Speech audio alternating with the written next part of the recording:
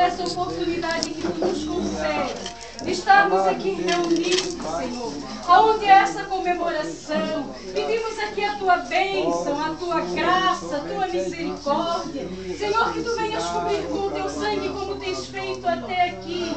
Que em tudo Tu continues abençoando. Abençoa cada um que se encontra nesse lugar, Senhor. E derrama das Tuas bênçãos, dando a cada um a paz. É o que nós Te pedimos e por isso Te agradecemos em nome de Jesus. Amém. Amém. Vem aqui de frente, né?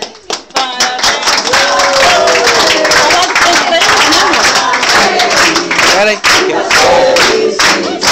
Para tudo.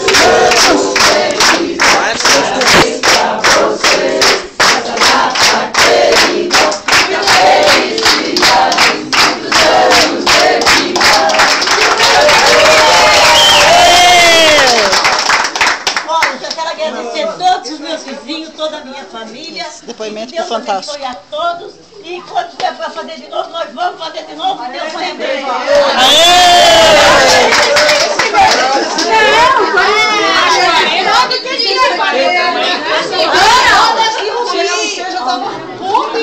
Faz depoimento lá.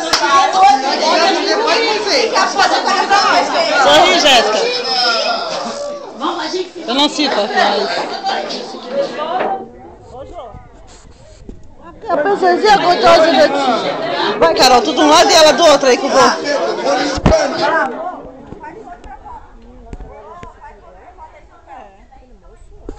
não vira, né? Ela não sabe ainda que é pra virar. Ela não vira.